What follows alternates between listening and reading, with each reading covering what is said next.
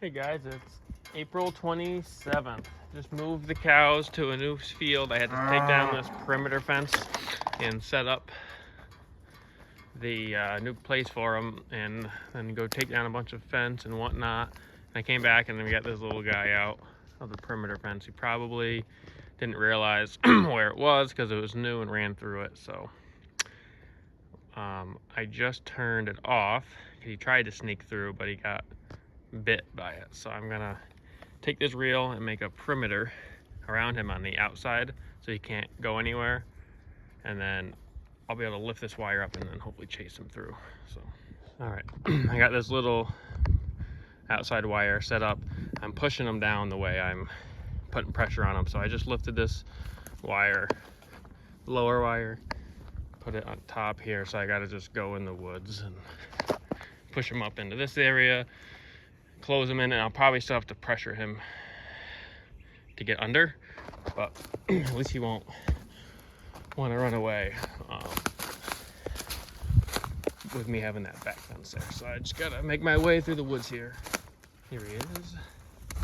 Hopefully I can push him up and then close that fence. He might even just go under. But once they get shocked by that wire, they don't want to touch it again. They feel. Hopefully I can close it here. I'm gonna have to put the camera down. Okay, got that closed up. I'm just gonna probably come over around there, just put a little pressure on him. And hopefully he'll sneak under. Come on, little dude. This is old Bryson. This is what Parker named him. Hey, Bryson. It's all right, dude.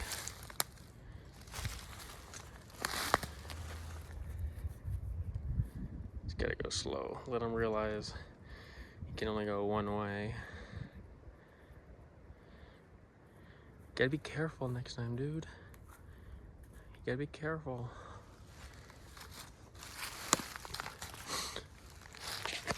You gotta be careful. You'll be able to get under there, don't worry. I wouldn't lie to you. What you can do sometimes is like lift up that wire, and when they're close to it, and then pick it up and put the wire behind them to make them go on the inside, because even like this, they don't want to cross it, as you can see. So it'll probably just be a little back and forth before he goes under. You don't want to get him too wild, because you want to go nice and calm. Hope he goes in. Bryson, come on, buddy. Come on, dude. I'm not gonna hurt you. I'm not gonna hurt you. There you go.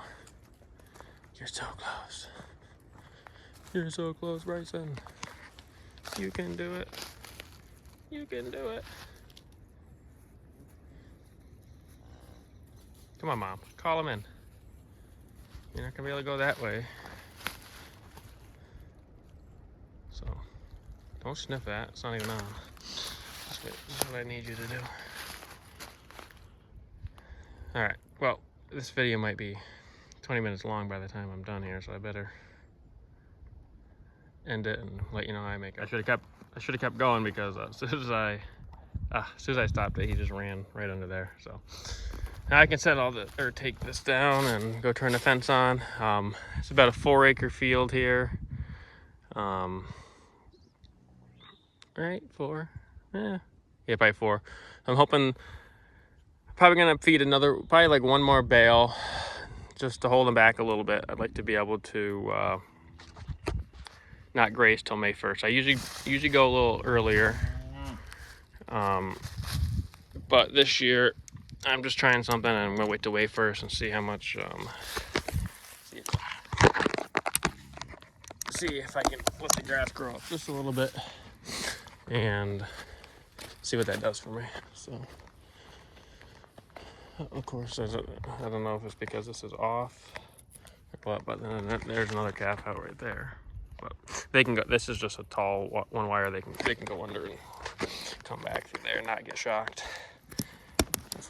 So let's see. How did I have this? How did that? Huh. I can do that, I guess. I gotta reel that up and then go turn the fence on. Maybe I'll try and get her in before they turn that fence on. But they can scoot under that one wire, so I'm not too worried about her. So. Okay, fence is back on. Everyone's chewing their cud. Everyone's happy. Well, I think they're happy. I don't know how they're gonna like this. There's actually some pretty decent grass in here.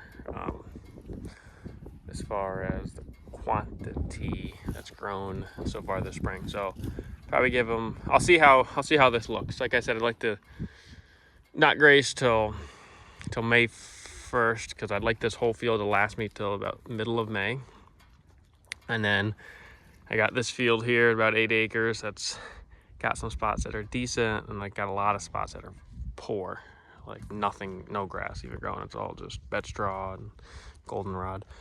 So I'd like to let this grow up a little bit, get some fiber in it, so I can graze it kind of in a high density form to trample a lot and also get a lot of manure and urine on the field.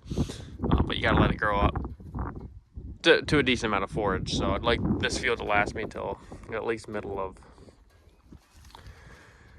May, and then get a month out of here. And then there's a field on the bottom side of this one and this one that'll graze next, because I haven't grazed this side of the farm, I guess you'd call it the eastern side of the farm. I haven't grazed that in the beginning of a year. It's always the past 2 years that I've been grazing here, it's been the latter part of the year. So I'm just trying to mix and match, or I'm trying to mix up my rotation.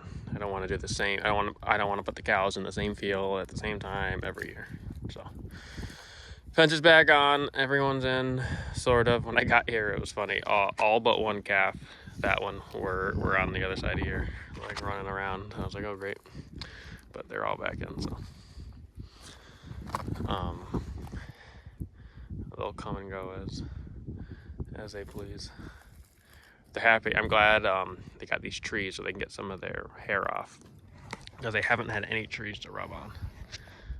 There was one tree in the pasture that they were in forever, but they're gonna love these trees. Just start shedding off that hair coat.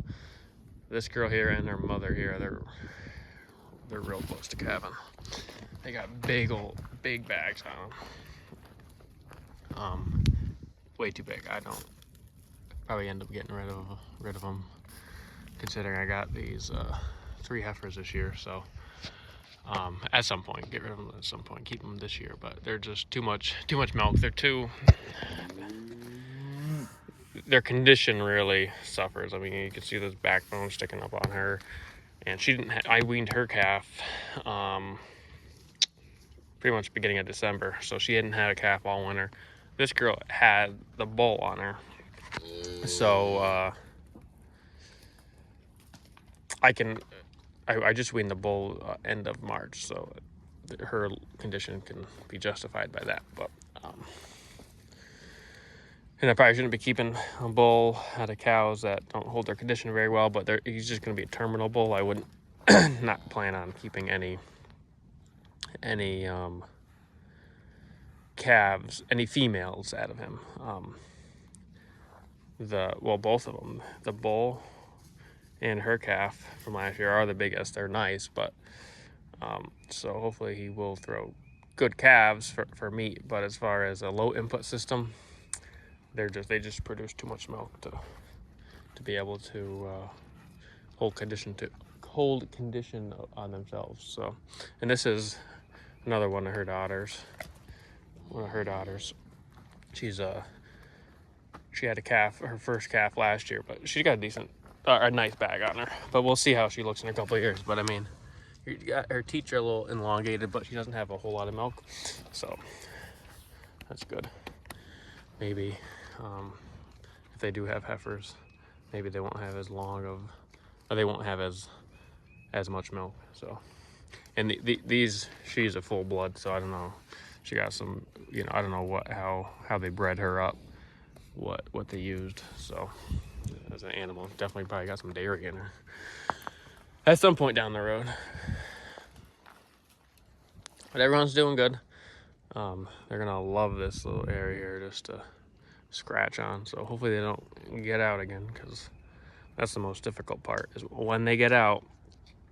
It's usually by accident. They're not, you know, they're running and they don't stop, or they get pushed out and they do not want to come back in because it's electric. So figured I'd do a little video. So with that, I will get out of here. So thank you for watching.